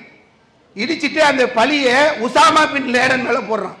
போட்டுட்டு முஸ்லீம்கள் பயங்கரவாதிகள், முஸ்லீம்கள் தீவிரவாதிகள் ஒரு விஷயத்தை அந்த இடத்துல பரப்புறான். பரப்பிய பிறகு முஸ்லீம்கள்லாம் தீவிரவாதமாக இருக்குன்னு போக மாட்டான், முஸ்லீம்களாக படிக்க மாட்டான், முஸ்லீம்களாக அதை தெரிஞ்சுக்க மாட்டான் அப்படின்னு நினச்சிக்கிட்டு இவன் அதை கையில் எடுக்கிறான். 2001 WTC இடிச்சாச்சு. ஒசாமா பின் லேடன் மேலே பழியை போட்டாச்சு. ஆப்கானிஸ்தான் கவர்மெண்ட் ஒசாமா பின் லேடனை தரலன உடனே ஆப்கானிஸ்தான் மேலே போர் தொடுத்தாச்சு. இதெல்லாம் நடந்துக்கிட்டே இருக்கு. 2011 போய் அமெரிக்காவை ஆய்வு செய்யறான். 2001 முஸ்லிம்கள் பக்கம் போகாதே என்று மக்களை நாம் தடுத்தோமே, மக்கள் எல்லாம் எப்படி இருக்கிறான்னு போய் ஆய்வு செய்தால் அமெரிக்காவுடைய வரலாறு என்ன தெரியுமா? கொஞ்சம் அதெல்லாம் படிக்கப்பா. ராசாக்கார் படம் எடுக்கிற, இப்போ சபர்மதி எக்ஸ்பிரஸா, அது வேற மோடி போய் உட்காந்து பார்த்துட்டு அதை ப்ரொமோட் பண்ணிட்டு இருக்கிற. நீ பண்ணு. நீ பண்றதுக்கு முன்னாடி போய் அமெரிக்காவில் நடந்த ஒரு வரலாற்று உண்மையை போய் பார்த்து விட்டு வா. 2001 இடிக்கப்பட்ட WTC பில்டிங்கை வைத்து அங்கே இஸ்லாத்தை அழித்து விடலாம், இஸ்லாத்தை ஒழித்து விடலாம், இஸ்லாமுடைய வளர்ச்சியை மட்டுப்படுத்தி விடலாம் என்று நினைத்தார்கள். 2011 அமெரிக்காவை ஆய்வு செய்யும் போது புதிதாக 1200 பள்ளிவாசல்கள் கட்டப்பட்டிருந்தது. தெரியுமா? ஒரு 10 வருஷத்துல 1200 பள்ளிவாசல் கட்டுறது சாதாரண வேலையா? நாங்களாம் 30-40 வருஷமா தௌஹீத் தமிழ்நாட்டில் பிரச்சாரம் பண்றோம். இதுவரைக்கும் இந்த 30 வருஷத்துல ஒரு 1000 பள்ளிவாசல் உருவாக்கி இருப்போம். சொந்தமா ஒரு 500-600 மர்க்கஸ் உருவாக்கி இருப்போம். எவ்வளவு கஷ்டம் தெரியுமா ஒவ்வொரு பள்ளிவாசலையும் எழுப்புறது? எந்த பிரச்சாரமும் இல்லை. நீ முடக்கன, நீ அழிக்கணும்னு நினைச்ச, வளர்ச்சியை கட்டுப்படுத்தணும்னு நினைச்ச. இஸ்லாம் அங்க தாறுமாற வளருது. தேவாலயங்கள் எல்லாம் பள்ளிவாசல்களாக அங்க மாறிக்கொண்டிருக்கிறது. நீ எடு, படம் எடுத்தான் முத்தா இத்தா அப்படின்னு அவனுக்கு வந்ததெல்லாம் எடுக்கிறான். எடு, எல்லாத்தையும் எடு. முத்தா திருமணமா இத்தா இருக்க சொல்லி பெண்களை கொடுமைப்படுத்துறாங்களா, எல்லாத்தையும் எடுத்தா. எடுப்பா, எல்லாத்தையும் எடு. எடுத்ததுக்கு அப்புறம் தான் மக்கள் இத்தானா என்னன்னு படிக்க ஆரம்பிச்சிருக்காங்க. நீ எடு. ஹிஜாபை பற்றி இவர்கள் பேசினார்கள். இந்து சகோதர சகோதரிகள் எல்லாம் அந்த ஹிஜாபை அணிந்து கொண்டு நாங்கள் அவர்களோடு இருக்கிறோம் என்று ஹிஜாப் அணியக்கூடிய ஒரு நிலை ஏற்பட்டது. நீ தீவிரவாதின்னு, பயங்கரவாதின்னு, ஜிகாதுன்னு என்னென்னலாம் சொல்லு. மக்கள் இதை நோக்கி படிக்கக்கூடிய ஒரு நிலை தொடர்ச்சியாக இந்த மார்க்கத்திலே இருந்து கொண்டே இருக்கும் என்பதுதான் இந்த மார்க்கத்தில் உள்ள ஒரு முக்கியமான யதார்த்தமான ஒரு விஷயம். எவ்வளவு அழிக்கிறான் நீங்க கொஞ்சம் எடுத்து பாருங்க, ஆச்சரியமா இருக்குங்க. அதாவது இஸ்லாமிய மார்க்கத்தை உலகம் முழுக்க அந்த காலத்துல இருந்து அழிக்கணும்னு நினைக்கிறானு. சரி, இப்படிதான் அழிக்கிற மாதிரி தான் இருக்கான்னு எடுத்து பார்த்தா உலகத்தில் உள்ள எல்லா தலைவர்களும் இஸ்லாத்தை பத்தி நல்ல கருத்தை சொல்றான். இவன் போய் திணிச்சது, இவன் பிரச்சாரம் பண்ணது, இவன் அடக்குமுறைக்கு எதுவுமே வேலை செய்யல. நெல்சன் மண்டேலாவுடைய பேச்சுகளை எடுத்து பார்த்தேன், காந்தியுடைய பேச்சுகளை எடுத்து பார்த்தேன், நேருடைய பேச்சுகளை எடுத்து பார்த்தேன், சர்தார் வல்லபாய் பட்டேலுடைய பேச்சுகளை எடுத்து பார்த்தேன். ஒவ்வொருத்தரும் பேசக்கூடிய பேச்சுகளை தொகுத்தன்னு வைங்களேன், எனக்கு நேரம் பத்த.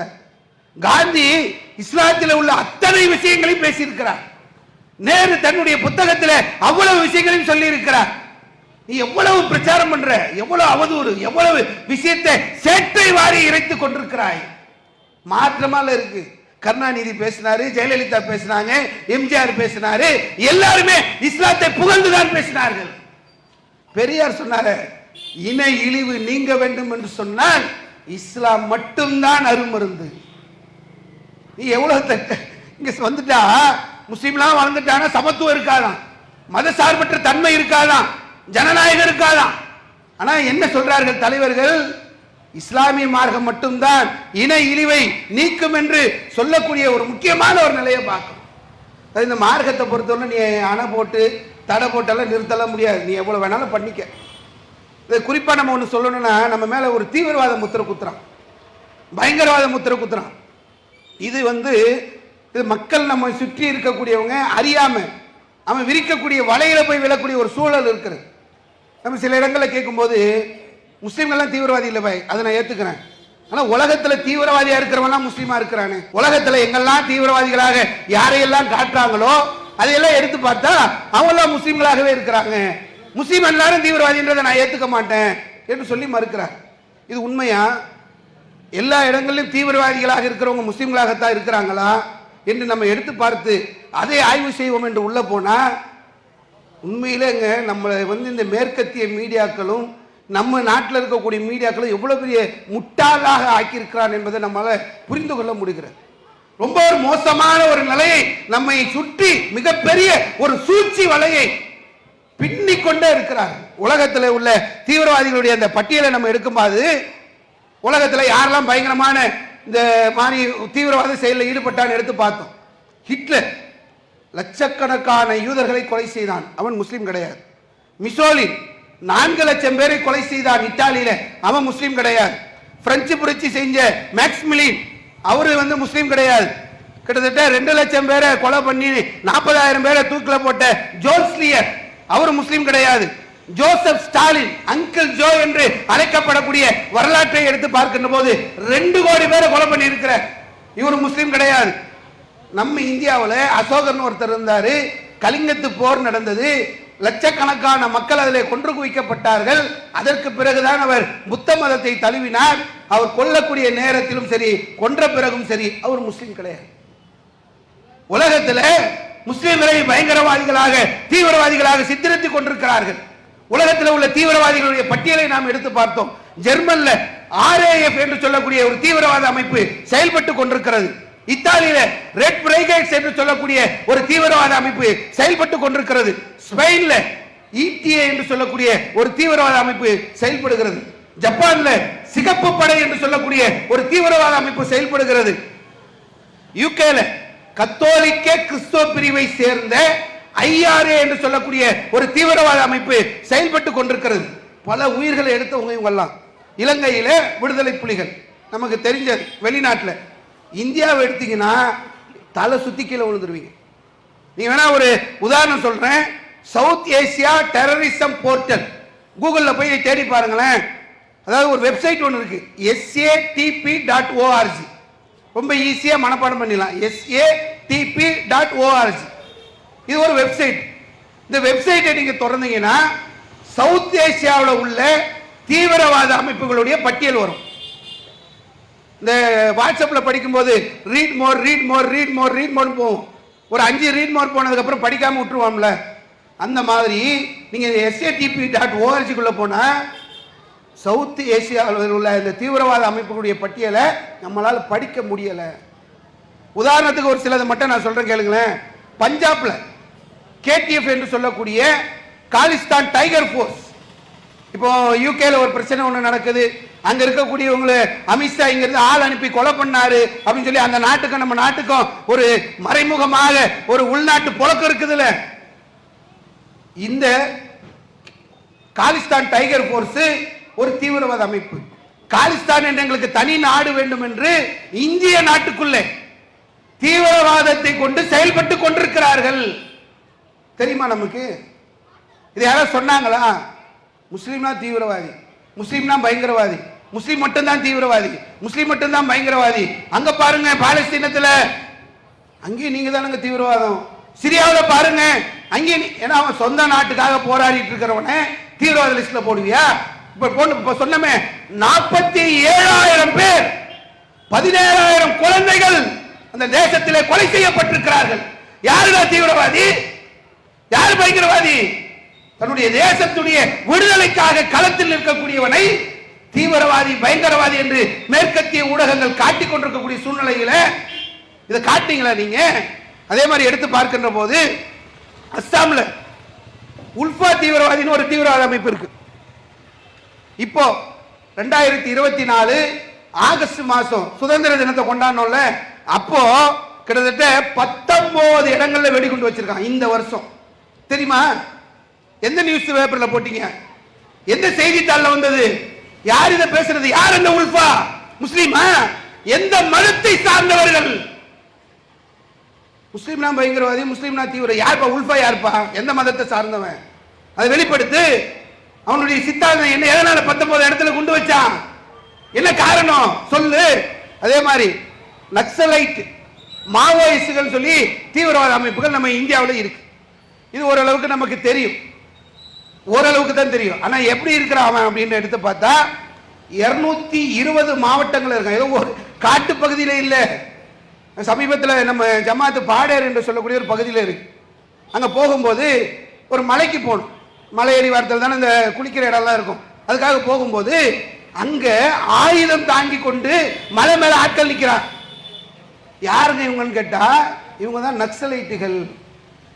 இருக்கான், ஆயுதம் தாங்கிக்கிட்டு இருக்கிறான். ஒரு முஸ்லீமை காட்டை பண்ணி, ஒரே ஒரு முஸ்லீமை ஆயுதம் தாங்கி இப்போது இங்கு தீவிரவாதியாக நிற்கிறார் என்று சொல்ல முடியுமா? தீவிரவாதி முஸ்லீம், அடி வாங்குறவன் முஸ்லீம், உத வாங்குறவன் முஸ்லீம், கொலை செய்யப்படுறவன் முஸ்லீம், வழக்கு வாங்குறவன் முஸ்லீம், ஜெயிலுக்கு போறவன் முஸ்லீம், எல்லாம் வாங்கிக்கிட்டு தீவிரவாதப்பட்டமும் முஸ்லீம். நக்சலைட் மாவோயிஸ்டுகளை நீங்க எடுத்து பார்த்தீர்கள் என்று சொன்னால், நீங்க எடுத்து பாருங்களேன், கூகுள் பண்ணி பாருங்க. 875 ராக்கெட் வச்சிருக்காங்க. ஒரு கவர்மெண்ட்ல ஒரு மிலிட்டரி கூட வச்சிருக்க மாட்டாங்க. 35 ஏவுகணை வச்சிருக்காங்க.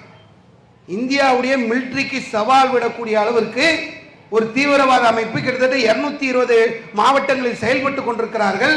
22,000 பேர் ஆயுதம் தாங்கியவர்கள் அங்கு அவர்களுக்கு பாதுகாப்புக்காக நின்று கொண்டிருக்கிறார்கள்.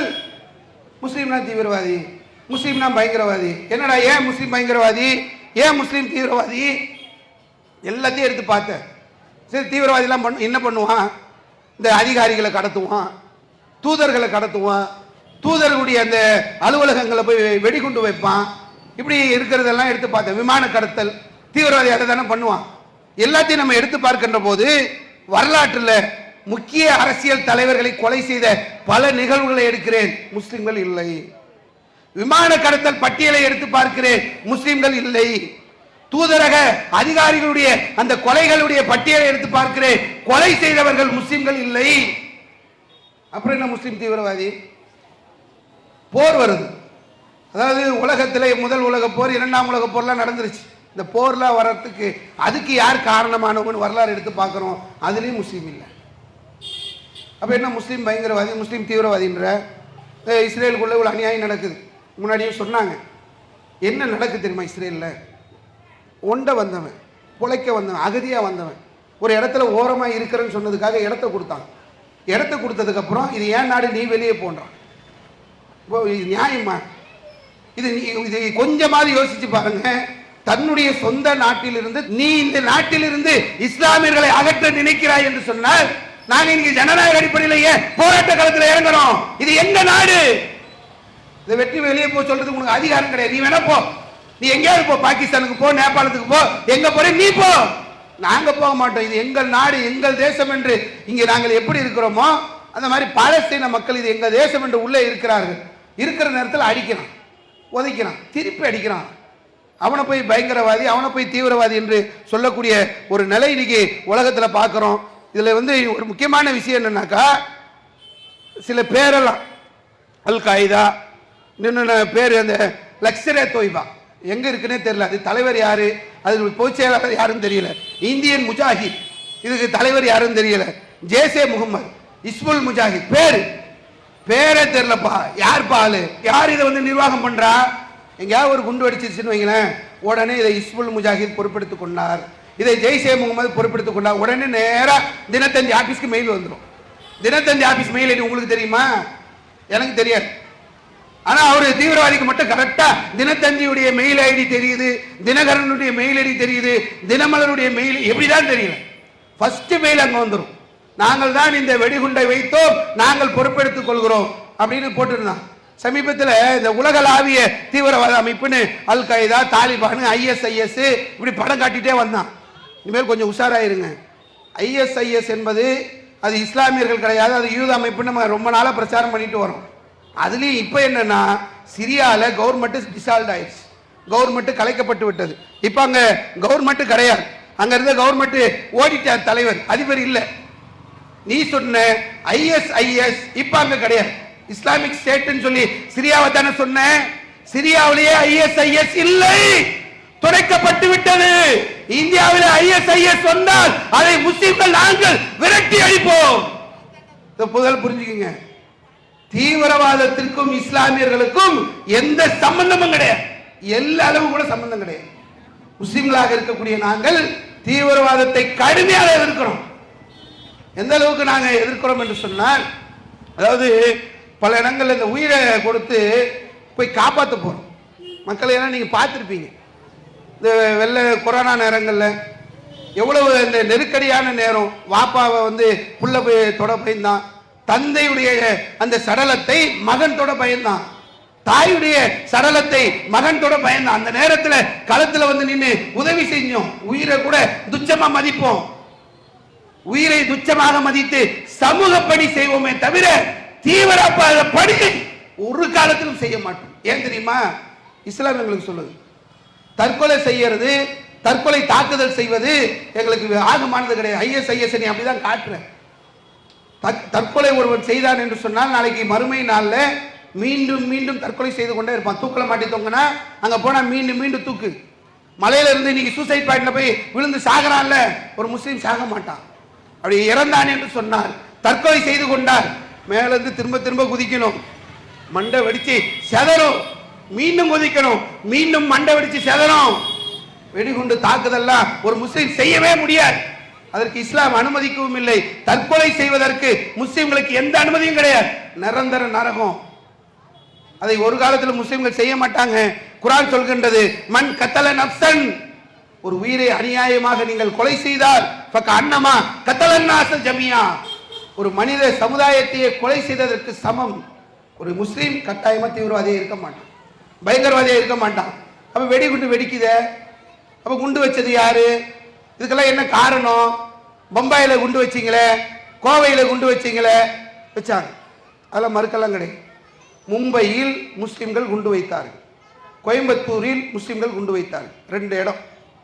இந்த 2 இடத்தை தவிர்த்து இந்தியாவிலே நடந்த பல நூறு குண்டு வெடிப்புகளுக்கும் முஸ்லிம்களுக்கும் சம்பந்தமே கிடையாது. மும்பையில் ஏன் குண்டு வச்சா? ஒரு நீதிபதி தலைமையில ஒரு கமிஷன் அமைத்தார்கள். 1500 பேரை அந்த மும்பையிலே கொலை செய்திருக்கிறார்கள். கொலை செய்த உடனே அவனுக்கு என்ன செய்யணும்னு தெரியல, தீவிரவாதத்தை கையில் எடுத்தான். கோயம்புத்தூர்ல 19 முஸ்லிம்களை கொலை செய்தார்கள், அவனுக்கு என்ன செய்ய வேண்டும் என்று தெரியல, தீவிரவாதத்தை கையில் எடுத்தான். குட்டமா நாங்க முஸ்லிம்கள் அதை ஆதரித்தோமா? 30 ஆண்டுகளாக இந்த தீவிரவாதத்திற்கு எதிரான கடுமையான பிரச்சாரத்தை மேற்கொண்டிருக்கிறோம். ஒரு முஸ்லிம் எந்த நேரத்திலும் தீவிரவாதத்தை நோக்கி சென்று விடவே கூடாது. மனிதநேய மார்க்கம் இஸ்லாம், சமத்துவ மார்க்கம் இஸ்லாம், அமைதி மார்க்கம் இஸ்லாம். இந்த பிரச்சாரம் தொடர்ச்சியா பண்ணிக்கிட்டே இருக்கிறோம்.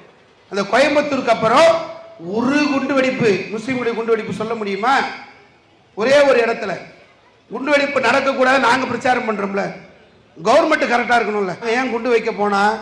அவனுக்கு தெரியல, அவனுக்கு வழிகாட்டுதல் இல்லை, அவனுக்கு ஒரு நெறிமுறை தெரியாம, இஸ்லாத்தை பற்றி அறிவு இல்லாமல் அவன் போய் செஞ்சிட்டான். நாங்க முஸ்லீம்கள் அதை ஏற்றுக்கொள்ளவில்லை, கடுமையாக எதிர்த்தோ, அதை எதிர்த்து பிரச்சாரமும் செய்து கொண்டிருக்கிறோம், இன்னும் செய்வோம். சரி, இப்படி ஒரு அநியாய அக்கிரமம் நடக்கிறதுக்காக அவன் போறானே, அவனை நாங்க தடுக்கிறோம்ல. கவர்மெண்ட் என்ன பண்ற, அரசு என்ன பண்ணுதுன்னு கேட்கிறேன். அரசாங்கம் தடுக்கணுமா தடுக்க கூடாதா? தடுக்க மாட்டாங்க. நீங்க உதாரணத்துக்கு இப்ப சமீபத்தில் ஷாஹீன் பாக் என்ற பகுதியில் ஒரு ஜனநாயக போராட்டம் ஒன்று நடந்துச்சு, நம்ம எல்லாருக்குமே தெரியும்.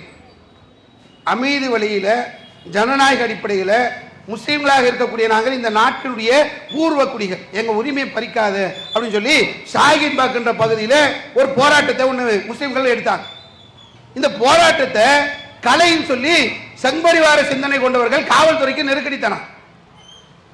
அனுராக் தாக்கூர் என்று சொல்லக்கூடிய பாஜக அமைச்சர் கோலி மாறு சுட்டு தள்ளு என்று சொல்லி பிரச்சாரம் பண்றான். ஒருத்தர் துப்பாக்கியோட உள்ள வரான். கபில் மிஸ்ரா நீங்க கலைக்கிறீங்களா இல்ல நாங்க உள்ள போட்டோமான்னு பேசுறான் பாஜகவுடைய பிரமுகர். இப்படி கலவரத்தை தூண்டணும்னே அவன் பேசிக்கிட்டு இருக்கிறான்.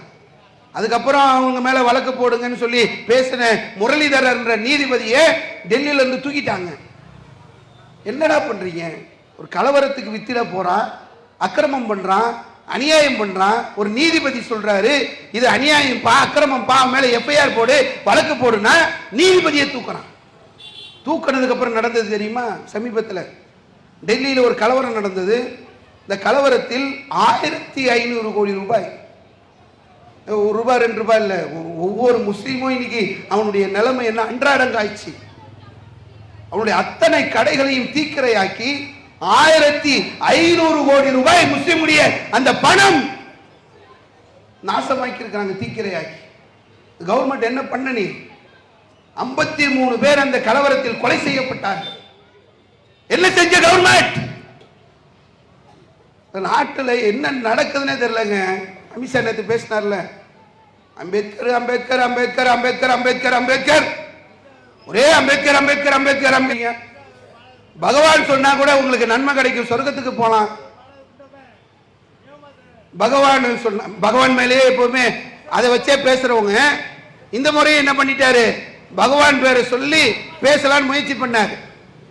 எப்பவுமே கடவுள் பேரை சொல்லியே களத்துக்கு வருவான். இப்போ அதே மாதிரி வந்தானா ரியாக்ஷன் மாறி போயிருச்சு, ஆப்போசிட் ஆயிருச்சு. சட்டசபை நாங்கள் பாராளுமன்றத்துக்கு வரோம் என்று சொன்னால், இந்த பாராளுமன்றத்தில் அரசியல் சாசன சட்டத்தை உருவாக்கியவரே அம்பேத்கர் தான். அதுக்கு மீறி நீ நடக்கிறாய் என்று சொன்னால் அவரை பேசாம யாரை பேசுறது என்று சொல்லி இந்தியாவே இன்னைக்கு போராட்ட களமாக மாறி இருக்கிறது. அமித்ஷா ஆடி போயிருக்கிறார். இன்னைக்கு என்னன்னா, பிரதாப் சாரங்கின்ற ஒரு மத்திய அமைச்சருக்கு அடிபட்ட மாதிரி அவர் போய் ஹாஸ்பிட்டலில் படுக்க வச்சிருக்கிறாங்க. சின்னதா கீரல், முதல்ல தையல், அப்புறம் பேண்டைடு, அப்புறம் ஒரு கட்டு. இப்போ அவர் தலை ஃபுல்லா கட்டு படுத்திருக்கிறார். ஒரு 5 படம் போட்டிருக்கிறாங்க. ஒண்ணுமே இல்லாம ஒரு நெத்தி, கீரலோட ஒரு நெத்தி, சின்ன பேண்டைடோட ஒரு நெத்தி, சின்ன கட்டோட ஒரு நெத்தி, சுத்தி ஒரு கட்டுன்னு போட்டு என்னென்னமோ நாடகம் இன்னைக்கு நடக்க ஆரம்பித்திருக்கிறது. தேசத்துல என்ன செய்ய வேண்டும் அதை செய்றீங்களா? ஒரே நாடு ஒரே தேர்தல், இப்ப அது வேற. இதெல்லாம் கடுமையாக எதிர்க்கப்பட வேண்டிய ஒன்று. இன்னைக்கு எதிர்கட்சிகள் ஓரளவுக்கு விளங்கி கடுமையான போராட்டங்களை முன்னெடுக்கிறாங்க. ஒரே நாடு ஒரே தேர்தல் வந்தது என்று சொன்னால் மிகப்பெரிய ஒரு நிலையை இந்த இந்தியாவிலே இந்த தீய சக்திகள் உருவாக்குவார்கள். எந்த அளவுக்குன்னா, இன்னைக்கு அவன் நிறைய சட்டத்தை கொண்டு வராங்க. சட்டத்தை கொண்டு வரும் போதெல்லாம் அதுக்கு ஒரு நெருக்கடி கொடுக்கறதே இந்த தேர்தல் தான். இப்போ உதாரணத்துக்கு இந்த விவசாய மசோதா குறித்து ஒரு சட்டத்தை கொண்டு வந்தான். அதை நீக்குங்கன்னு சொல்லி விவசாயிகள் களத்தில் இறங்கி போராடுறாங்க. போராடும் போது அதை நீக்க மாட்டேன்றான். வெயிலில் பனியில் கடக்கிறான், கஷ்டப்படுறான் விவசாயி. இந்த நாட்டுடைய முதுகெலும்பாவன், அவனுடைய பிரச்சனையை தீர்க்க என்று சொல்லி எல்லாரும் போராட்ட களத்துக்கு சப்போர்ட் பண்றாங்க. ஒரு புள்ளியை கூட நாங்கள் மாற்ற மாட்டோம், ஒரு கமாவை கூட நாங்கள் நீக்க மாட்டோம். இது விவசாயிகளுடைய நலனுக்காக உள்ள ஒரு சட்டம். எதிர்கட்சிகள் சூழ்ச்சி செய்கிறார்கள், நாங்கள் இதை மாற்ற மாட்டோம் சொல்லி சொன்னாங்க. 5 மாநிலத்தில் தேர்தல் வந்தது.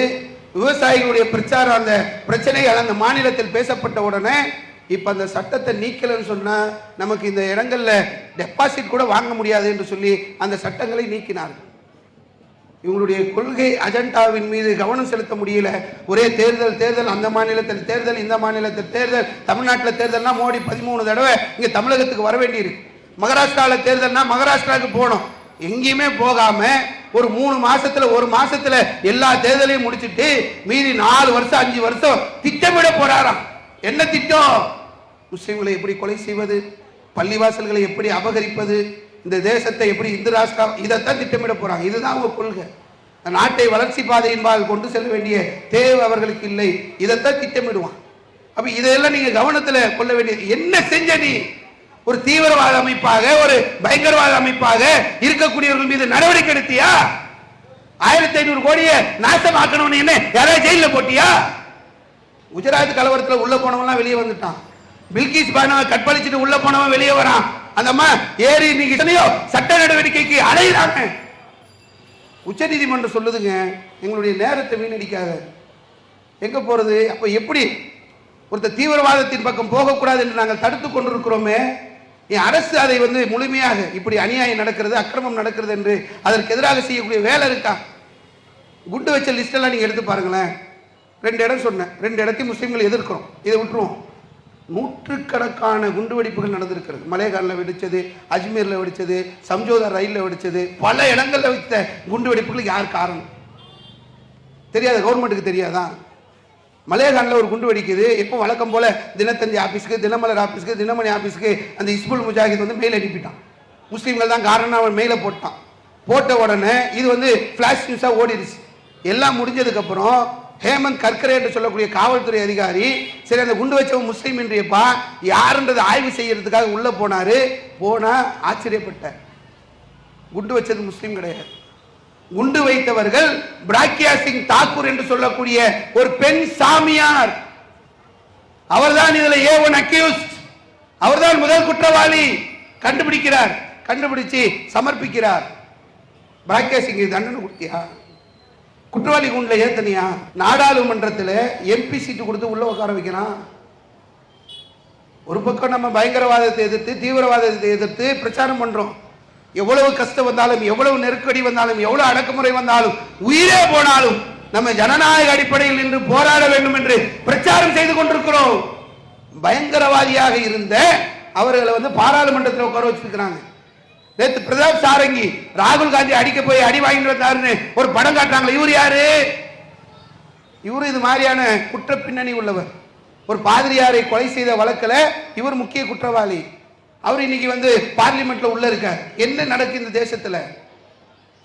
என்ன நடக்கு? யஸ்வந்த் சிண்டே என்று சொல்லக்கூடிய ஒரு RSS காரன் பேசுகிறான், நான் 25 ஆண்டுகளாக RSS இருந்தேன் என்று சொல்லிவிட்டு ஒரு கோர்ட்ல போய் அஃபிடேவிட் போறான். ரோட்ல பேசினதை சொல்லல. உளவுத்துறை அதிகாரிகள், அரசு அதிகாரிகள், காவல்துறை அதிகாரிகள் நோட் பண்ணிக்கிங்க, நான் ரோட்ல போனதை பேசவே இல்லை. யஸ்வந்த் சிண்டே என்று சொல்லக்கூடிய RSS சார்ந்தவர் ஹைகோர்ட்ல அஃபிடேவிட் போட்டிருக்கான். என்ன தெரியுமா அஃபிடேவிட்? நான் RSSல 25 வருஷம் பயணம் பண்ணேன். இந்த 25 ஆண்டு காலங்களில் எனக்கு குண்டு வைக்க RSS பயிற்சி தந்தது. பல இடங்களில் நாங்கள் குண்டு வைத்திருக்கிறோம். குண்டு வைப்பதற்கான பயிற்சிக்காக என்னை காஷ்மீருக்கு அழைத்து சென்றார்கள். ரயிலிலே வைத்த குண்டு நாங்கள் தான் வச்சோம். சம்ஜோதா ரயிலில் வைத்த குண்டு RSS வைத்த குண்டு. மலேகானில் வெடித்த குண்டு RSS வைத்த குண்டு. அஜ்மீர் தர்காவிலே வைத்த குண்டு RSS வைத்த குண்டு. என்ன செய்ய போற? அதிகாரிகள் என்ன பண்ண போறீங்க? RSS தடை பண்ணுவீங்களா? பயங்கரவாதத்தை அடியோடு வேரோடு வேரடி மண்ணோடு நீக்க முடியுமா உங்களால? அப்ப முஸ்லிம்களை பயங்கரவாதிகளாக, தீவிரவாதிகளாக காட்டிவிட்டு அந்த செயல்களில் ஈடுபடக்கூடிய ஒரு நிலையை நாம் இந்த உலகத்தில் எடுத்து பார்த்தோம் என்று சொன்னால் அதற்கு மாற்றமாக நடந்து கொண்டிருக்கக்கூடிய ஒரு சூழல் இன்னைக்கு இந்தியாவில் இருந்து கொண்டிருக்கு. நம்ம கொள்கைகளை உங்களால தடுத்து நிறுத்தி வர அதெல்லாம் முடியாது. இந்த பிரச்சாரம் யாரிடத்தில் போய் சேர்கிறதோ அவர் கண்டிப்பா முஸ்லிமா மாறிடுவார். இந்த கோணம் இருக்குல்ல, இது கொஞ்சம் வித்தியாசமானது. இஸ்லாம் இது இஸ்லாமுடைய தத்துவத்தை நீ எடுத்து பாரு. எதிர்க்கக்கூடியதை தான் பிரச்சாரம் பண்ணது. மக்கள் எதை எதிர்ப்பார்களோ, எதை விரும்ப மாட்டார்களோ அந்த கொள்கையை இந்த மண்ணிலே இஸ்லாம் பிரச்சாரம் செய்கிறது. அதை நோக்கித்தான் மக்கள் சாறை சாறையாக வந்து கொண்டிருக்கிறார்கள். கடவுள் கொள்கை என்று சொல்கின்ற போதே முதலிலே எதிர்ப்பு வரும். ஒரு கடவுள் கொள்கை என்று சொன்னால் அது கட்டாயமாக இறை தூதர்கள் எதிர்ப்பை சந்தித்தது போன்று அந்த பிரச்சாரம் எதிர்ப்பை சந்திக்கும். இஸ்லாம் எதிர்ப்பை சந்தித்து தான் வளர்ந்து கொண்டே இருக்கிறது. இஸ்லாமிய பிரச்சாரத்தை கேட்டாங்கன்னு வைங்களேன், அதாவது நபிகள் நாயகம் சொல்றாங்க பாருங்களேன், ஒரு வீரன் யார்? உலகம் வீரனுக்கு ஒரு டெபினிஷன் கொடுக்கும். நபிகள் நாயகம் சொல்றாங்க, கோபம் வருகின்ற போது யார் அடக்கிக் கொள்கிறாரோ அவன் வீரன். செல்வந்தன் யார்? உலகம் ஒரு டெபினிஷன் கொடுக்கும். நபிகள் நாயகம் சொல்றாங்க, போதும் என்ற மனம் எவனுக்கு இருக்கிறதோ அவன் செல்வந்தன். இஸ்லாமிய அந்த போதனைகளை எல்லாம் நீங்கள் எடுத்து பார்த்தீர்கள் என்று சொன்னால் குடும்பத்துக்கு கொடுக்கிறது தர்மம் சொல்லுது. நீங்க ஒரு டெபினிஷன் உலகத்தில் தர்மத்துக்கு வச்சிருப்பீங்க. குடும்பத்துக்கு செலவு செய்த போய் எவனா தர்மம் சொல்லுவானா? இஸ்லாம் சொல்லுகிறது குடும்பத்திற்கு கொடுப்பது தர்மம். மனைவியோடு இல்லற வாழ்வை அனுபவிப்பது அது நன்மையில உள்ளது, அது இபாதத்தில் உள்ளது என்று இஸ்லாம் சொல்கிறது. இஸ்லாமிய பிரச்சாரத்தை நீங்கள் எடுத்து பார்த்தீர்கள் என்று சொன்னால் அது சமத்துவத்தை போதிக்கிறது, அது ஏகத்துவத்தை போதிக்கிறது, அது சகோதரத்துவத்தை போதிக்கிறது. அதோடைய போதனைகள் நீங்க எடுத்து பார்த்தீங்கன்னா அது ஒரு வித்தியாசமா இருக்கும். அதாவது இஸ்லாமிய மார்க்கத்தில் ஒரு நபித்தோழர்கிட்ட வந்து சொல்லும்போது, உங்க அல்லாஹ்வுடைய தூதர் சிறுநீர் கழிக்கிறதெல்லாம் உங்களுக்கு சொல்லி தராராமே. அவர் கிண்டலா கேட்கிறாரு, சிறுநீர் கழிக்கிறது கூட அவங்களுக்கு சொல்லி தராங்க அப்படின்னு. உடனே அந்த நபித்தோழர் அது பெருமையா சொல்றாரு, ஆமாப்பா அல்லாஹ்வுடைய தூதர் நாங்கள் எப்படி சிறுநீர் கழிக்க வேண்டும் என்பதை கூட எங்களுக்கு சொல்லி தருகிறார். கொஞ்சம் ஆச்சரியமா இருக்கு எங்களுக்கு. உலகத்திலேயே இந்த மாதிரி சொல்லிக் கொடுக்கக்கூடிய சித்தாந்தம் ஒரு சிந்தனை எங்கேயுமே கிடையாது. எங்க வேணாலும் போங்களேன், பல இடங்களில் மக்கள் கூடுகிறார்கள். ஒன்று கூடக்கூடிய இடங்கள்ல அந்த மக்களுக்கு தேவையான மலம் ஜலம் கழிப்பதற்கான ஏற்பாடுகள். எங்கேயாவது போனீங்கன்னா நீங்க எவ்வளோ பெரிய ஒரு நாகரிகமான இடத்துக்கு போனா கூட பாத்ரூம் உள்ள போனா இந்த யூரினல் செக்ஷன் ஒன்று வச்சிருப்பான், தண்ணியே இருக்காது. அது ஒரு நாற்றம் வீசக்கூடிய ஒரு நிலையை சாதாரணமாக பார்க்கலாம். ஆனால் இஸ்லாமிய மார்க்கம் அப்படி கிடையாது. சிறுநீர் கழிப்பதை கூட சுத்தம் செய்ய சொல்லக்கூடிய ஒரு மார்க்கம். எப்படிப்பட்ட மார்க்கம் தெரியுமா இது? நபிகள் நாயகம் சொன்ன அந்த சித்தாந்தத்தை, அந்த அடிப்படையை நீ எவ்வளவு தடுத்தாலும் சரி, எவ்வளவு கிண்டல் பண்ணாலும் சரி, எவ்வளவு கேலி பண்ணாலும் சரி, அல்லாஹ்வுடைய தூதர் எங்களுக்கு சிறுநீர் கழிப்பதை கூட சொல்லி கொடுத்தார்கள். அதில் உள்ள நாகரிகத்தை சொல்லி தந்தார்கள். நாகரிகங்க, நகம் இருக்குல்ல, நகம் 40 நாளுக்குள்ள நீங்க வெட்டணும். அக்கல் முடி இருக்குல்ல, 40 நாளுக்குள்ள அகற்றணும். மர்மஸ்தானத்தில் உள்ள முடிகளை 40 நாளுக்குள்ள அகற்றணும். அல்லாஹ்வுடைய தூதர் சொன்னது. இயற்கை மார்க்கம் இஸ்லாம் எங்களுக்கு சொல்லி தரக்கூடிய நெறிமுறை வழிகாட்டுதல். இதை நீ தடுக்கணும்னு நினைச்சேன்னா முடியாது. இந்த மக்களை நீ வந்து மாத்தி இதுல இருந்து எடுத்து அவங்களை வேற கொள்கைக்கு கருவாப்சின்னு கூப்பிட்டு இது வரக்கூடியவங்களை தடுக்கிற நிலையை தோற்றுருவேன். உலகத்தில் அனைவரும் தோற்று இருக்கிறார்கள். ஃபிரௌன் தோற்று போனான், அபுஜஹல் தோற்று போனான், அபுலஹப் தோற்று போனான், அமெரிக்கா தோற்று போனது, மோடி தோற்பார், அமித்ஷா தோற்பார், நிதின் கட்கரி, எல்லாரும் தோற்பீர்கள். இந்த மார்க்கத்தை நோக்கி மக்கள் சாறை சாறையாக வருவதை உங்களால் தடுக்கவே முடியாது. இந்த கொள்கை அப்படிப்பட்ட கொள்கை. தீண்டாமையை ஒழித்த மார்க்கம், பெண்ணடிமையை ஒழித்த மார்க்கம், தீவிரவாதத்திற்கு எதிரான மார்க்கம், அமைதியை போதிக்கக்கூடிய மார்க்கம், அறிவுபூர்வமான மார்க்கம், அன்பை போதிக்கக்கூடிய மார்க்கம், சகோதரத்துவத்தை சொல்லக்கூடிய மார்க்கம், சமத்துவத்தை சொல்லக்கூடிய மார்க்கம். இந்த மார்க்கத்தை ஒரு காலத்திலும் இந்த மார்க்கத்தை நோக்கி மக்கள் வருவதை உங்களால் தடுக்க முடியாது, தடுக்க முடியாது, தடுக்கவே முடியாது. அல்லாஹ் ரப்பல் ஆலமீன் சொல்லக்கூடிய ஒரு வசனத்தை இறுதியாக உங்களுக்கு நான் நினைவுபடுத்திக் கொள்கின்றேன். இந்த மார்க்கத்தினுடைய வளர்ச்சியை தடுக்க நினைப்பவர்கள், இதற்கு வரக்கூடியவர்களுக்கு அணை போல நினைப்பவர்கள், இந்த மார்க்கத்திலிருந்து அடக்குமுறை மூலமாக, ஒடுக்குமுறை மூலமாக, மிரட்டல் மூலமாக, வழக்கு மூலமாக, கொலை செய்வதன் மூலமாக இங்கிருந்து வெளியேற்றி இந்த மார்க்கத்தை அழிக்க நினைப்பவர்களுக்கு திருக்குர்ஆன் சொல்கின்றது, அல்லாஹ்வுடைய ஒளியை தங்களுடைய வாய்களால் அவர்கள் ஊதி அணைக்க நினைக்கிறார்கள். அல்லாஹ் ரப்பல் ஆலமீன் அந்த ஒளியை பரிபூர்ணப்படுத்துவான். வலவு கரிகள் காஃபிரூன், காபிர்கள் வெறுத்தாலும் சரி, அல்லாஹ் தன்னுடைய அந்த ஒளியை, இந்த மார்க்கத்தை முழுமைப்படுத்துவான். அது வளரும் வளரும். எவ்வளவு எதிர்ப்புகள் இருந்தாலும் இஸ்லாம் வளர்ந்து கொண்டே இருக்கும் என்பதை சொல்லி என்னுடைய உரையை முடித்துக் கொள்கின்றேன். வாஹிரு தஅவானா அல்ஹம்துலில்லாஹி ரப்பில் ஆலமீன். அஸ்ஸலாமு அலைக்கும் வரஹ்மத்துல்லாஹி. இஸ்லாம் மற்றும் சமுதாய செய்திகளை அறிந்து கொள்ள தமிழ்நாடு தௌஹீத் ஜமாஅத் யூடியூப் பக்கத்தை உடனடியாக சப்ஸ்கிரைப் செய்து கொள்ளுங்கள். மேலும் பெல் பட்டனையும் கிளிக் செய்து கொள்ளுங்கள்.